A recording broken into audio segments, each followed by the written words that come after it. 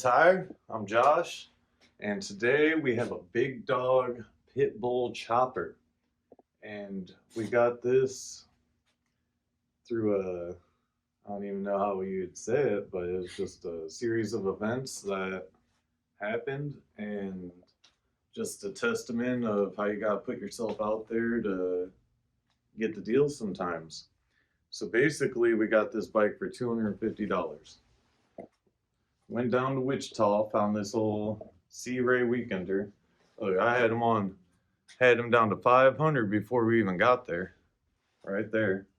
And bought this boat right here, 250 bucks. We put a motor in it, took it out on the water, trailer tires, all that, deep cleaned it. Beautiful boat. I mean, we loved it. Bought it for 250 bucks on Facebook. Put it up for sale after we got it running, took it out, tested it, everything checked out. Guy hit us up and said, I got a big dog motorcycle for you. He said, no freaking way. So we talked to this guy a few days in a row, and weekend came and they showed up with this bad boy and we made a deal happen. Now, we did put a motor in the Sea Ray.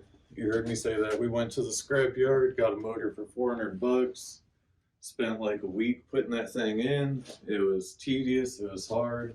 We had to use a tree and a hoist and all kinds of crazy stuff. There's a short that we did pulling the motor with a chain where you can see our setup.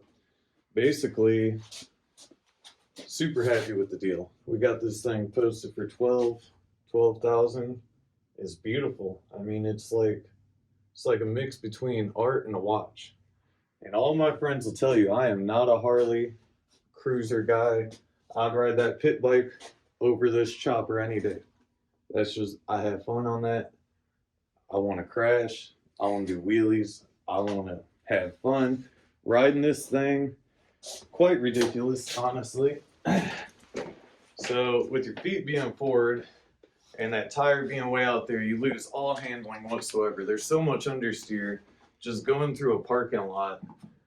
I understand why they drag their feet, but you know, coming from the dirt bike world, if you got your feet down, it shows you can't ride.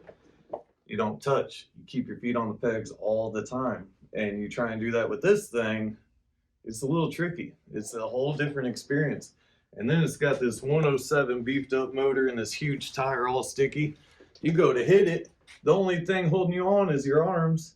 So 5 minutes of riding, I got arm pump like worse than any dirt bike track I've ever been on. So this thing's just stupid. It's really just a showpiece. It's not really a rider. And then when you're riding it, you got this huge belt spinning right by your legs. Yep, that's you could suck your foot in at any minute. Gotta make sure you keep your heels and toes away from that one. Hardtail. On my way out, I couldn't weave out of the way of this pothole, and it bounced me off the seat about a foot right in front of the guy. So, you know, he was the typical Harley guy. He was cringing. He was cringing. Yeah. Me, I hit bumps. I don't pay attention to them. I like suspension. I like agility. I like to be able to move in and out of traffic. So, between you and me, this thing's just shiny for nothing, except to look at. Which I guess man has been infatuated with shiny things since the pyramids, so I don't get it. I'm a different kind of human being. I prefer function over shiny. I mean, it is something to be appreciated. Someone put some time and money into it. The diamond cut S&S heads, the fancy covers, all the chrome, the Corbin seat. I mean, it's got the LAF loud as fun pipes. You know, the caliper matches the rim. The paint scheme is pretty cool.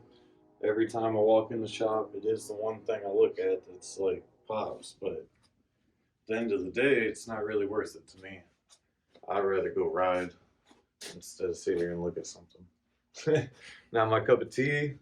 I got it though. It's for sale. 10 grand if you want it. Yeah, I know I got it for cheap, but we took a risk, put a lot of work in. I think we deserve it. So, hope you liked the video. Hopefully, we'll have this boy right here do some kick flips over this thing. skate with it, do some burnouts, throw a 2-stroke exhaust on it. We got some ideas. I don't know. It's for sale. So, moral of the story is everything should be for sale. You should live your life like you're a pawn shop because you never know what's going to come through that door.